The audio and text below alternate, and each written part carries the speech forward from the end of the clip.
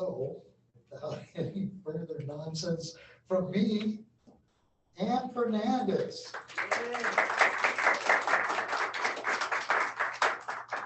Thank you for pulling this down for me. I appreciate it. Wow. So welcome everyone. And thank you all for showing up. People I haven't seen for a while. Thank you. Hi. So when I wrote this down, I thought, gosh, what am I getting myself into? But this thought had come to me quite a while back. Believe in nothing. And I had it kind of scribbled down on a piece of paper. And so when I knew I was going to speak here, it just kept showing up, that piece of paper. Believe in nothing, believe in nothing. So I decided, I got my computer out and I just put believe in nothing. And I'm sitting there going, okay, at this moment, nothing is coming. So, so maybe it's working. What do I start writing about? So I'm going to start with a disclaimer. So what I'm about to share might be considered philosophical or maybe even esoteric. This is one of those talks where you get to decide the meaning, and you might even have to ponder it for a while. Or you may or may not even come up with an answer, but it will definitely make you step outside your comfort zone. And it's something I like doing with myself and with friends and family. I like helping people to take that step outside their comfort zone. So here we go. I first heard these words from a shaman when I was in my 30s. Well, she was a woman, so I guess I'll call her a Shaw woman. And my response was, when she said, believe in nothing, that is impossible. I would be giving up all the beliefs I've gathered my whole life. All the beliefs about myself, religion, family, and the world around me. So I walked away from that just in shock. And I said, those beliefs are mine.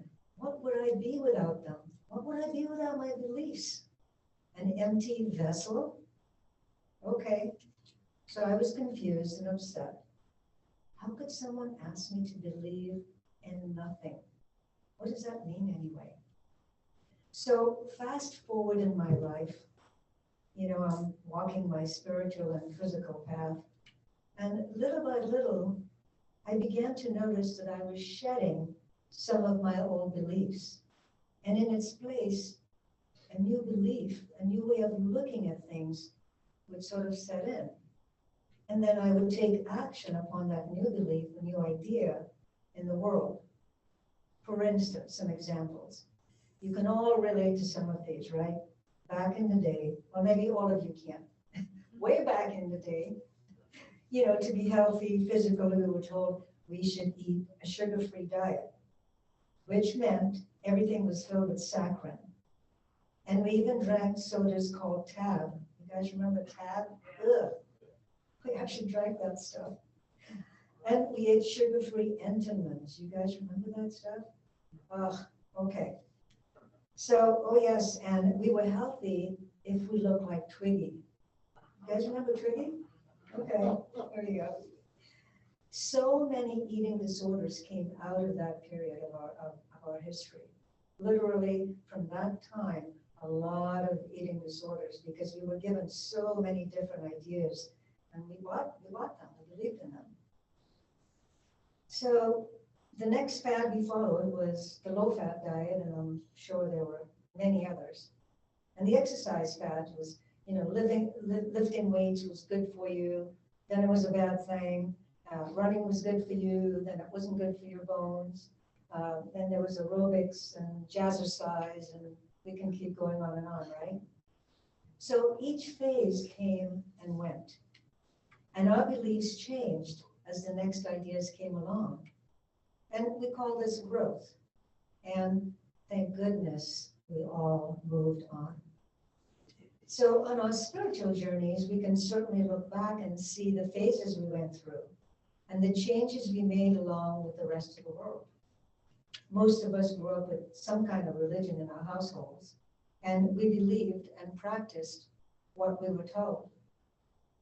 I remember going to Catholic church every Sunday, and I'd go to confession every single time because I believed I would go to hell because I took a dime from my mom's purse, or I liked a boy at school, or I cursed, and that was it. I was damned forever. But if I went to confession, I was going to be okay.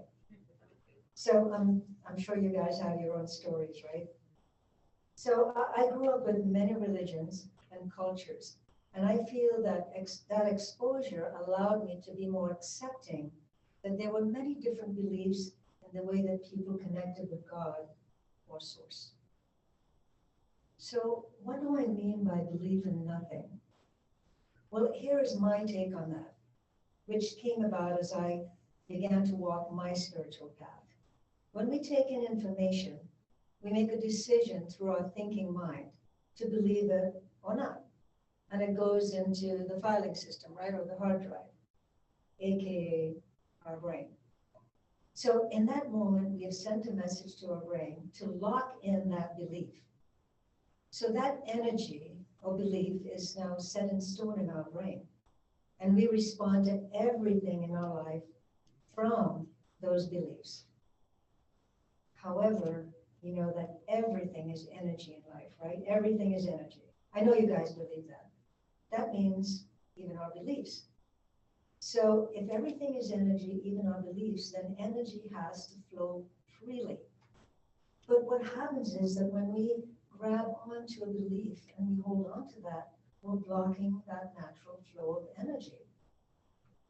But if we can just notice whatever it is we're noticing, and then just allow it to flow, guess what happens? Everything just flows physically, mentally, spiritually within us, right? So I know this sounds a little esoteric, so let me use a metaphor. If you take a cup that is full of liquid and you try to put more liquid into it, what happens? Right? It spills, right? Or overflows. So there's no room for anything else. And as we empty our cups, we now have room and get to choose what we wish to fill it with. So when we hang on to old beliefs, we're not making room for an ever-changing universal energy to flow effortlessly through us. And we become stuck on our life journey. Some of us are still dealing with emotional pain from our past because we decided to allow the experience to become beliefs that are set in stone. Beliefs about ourselves, beliefs about others, beliefs about our world around us. You know, like someone said or did something yesterday or last week that made me feel hurt. So I'm going to hang on to that belief, that energy. You know, it could be something like, wow, that person was a jerk. Or depending on where you are in your life, you feel and believe that you're now a victim. Because someone said something, you felt hurt, and you're going to hang on. You're going to make this belief around it and hang on to that. So what happens when we hang on to those beliefs, especially negative ones? Well, we bring more of what we hang on to. We bring more of what we believe into our lives. And then it can cause happiness and even disease. So here's an example of my experience with holding on to a belief that felt good. I had listened to a spiritual teacher years ago and believed in every word she spoke. So it was my choice. She didn't promote herself as someone who had all the answers. But what I discovered was, as others tried to share their knowledge and wisdom with me, I had blocked myself from receiving those gifts because I had locked myself into the belief that this teacher had all the answers. So here is the icing on the cake. First of all, don't believe anything I just said. Okay, that's what I was hoping for. So here's the place where I try to live from after trying to make sense of believe in nothing. So this esoteric or spiritual message is to become more of the observer in our lives. And I've said that often, so I'll say it again. Become more of the observer in our lives. Observe without judgment and allow the energy of the message to find its own way to assist you on your daily journey. You know, this natural, free-flowing energy of the universe gets blocked whenever we latch ourselves onto a belief or a judgment and we give it power. So I'd like to share something I do every morning. I try to empty my cup from the day before. All experiences, any beliefs I may have held on to. So I can start my day allowing life to flow through and around me effortlessly. And now I have room to fill my cup with new experiences for that day. Now, I'm not saying it's an easy task, but I do make that attempt every morning. So begin each day like it's the first day of your life, like it's an adventure. I have to admit that one of the things that perhaps it came from growing up in a small island, in a small village, but I've always seen life as an adventure. Every step I've taken, even the ones that I judged as, oh, I made a mistake here, or, you know, this was too much of a challenge. I see it all as an adventure. So I hope that's a tool that I can give you, something that you can now begin to view your life with. It is an adventure. Trust more. Trust more than you believe. Trust that God and the universe has your back. Trust as you become more of the observer of your life, that you become empowered, which means you get to be in charge of what your life looks like. You find that you're no longer engaging in situations that you felt caused you discomfort and pain. And as far as the good stuff that comes into your life, also observe that and just let it go where it's needed. The energy of God or the universe is intelligent.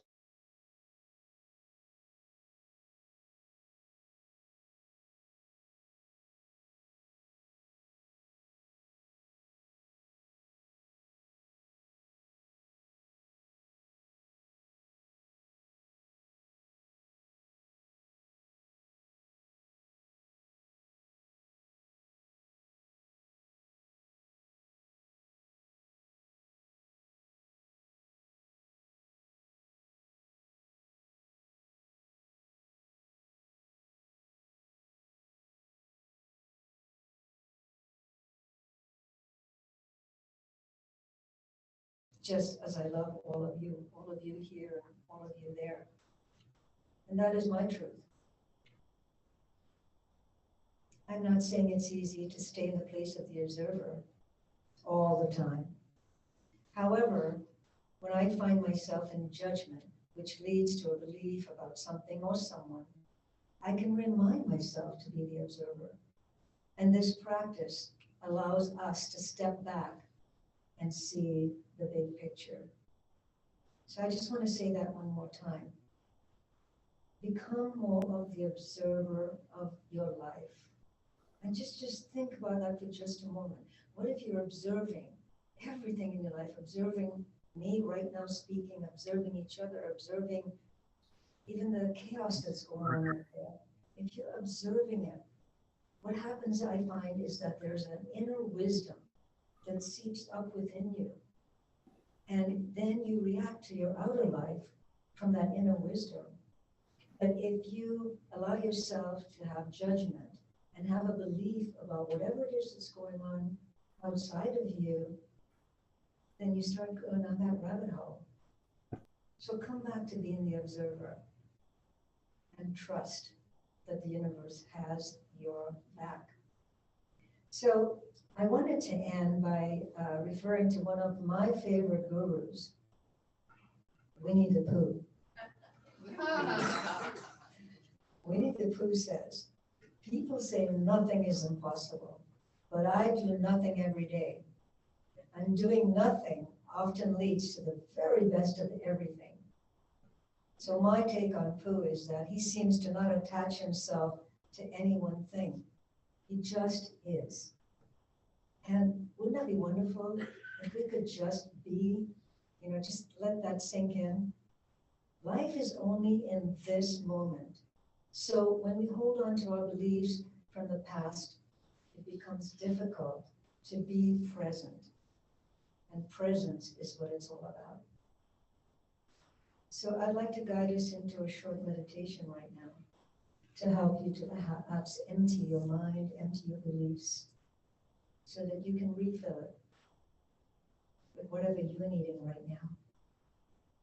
So take some deep breaths and always begin. I hope you can do this each and every day to begin that when you take a breath, that breath of life is what has allowed you to be here right now. And be in gratitude for that.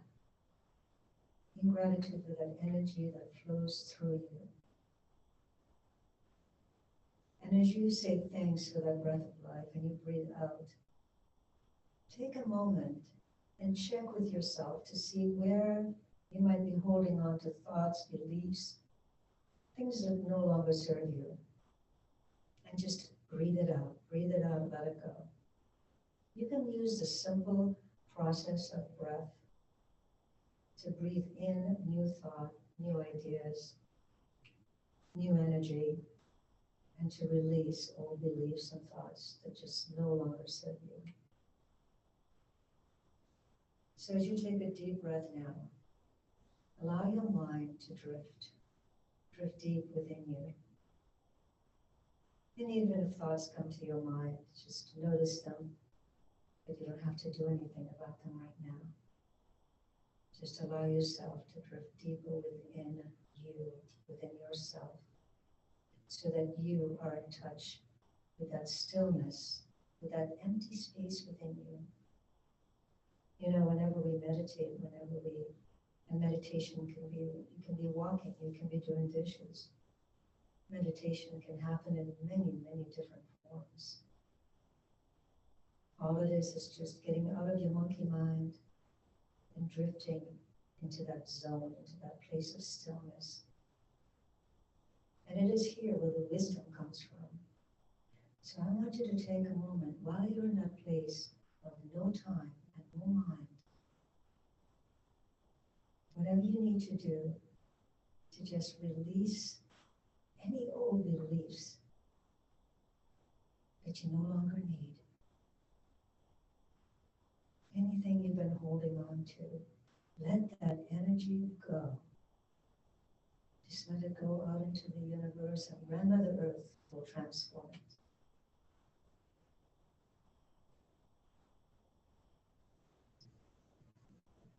Wonderful. And now, as you empty that cup, so to speak, take a deep breath and refill it with love, with light, and with wisdom.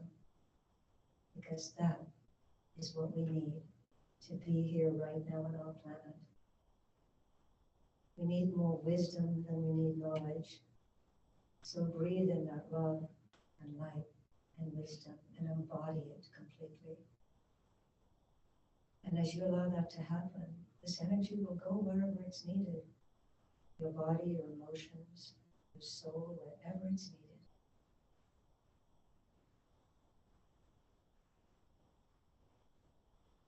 Now I'm going to ask you to take a deep breath and to bring your awareness back. Just bring that feeling with you that you have just emptied out completely old ideas, old beliefs that just no longer serve any of us. And you have now filled yourself up with love and light and wisdom. Thank you.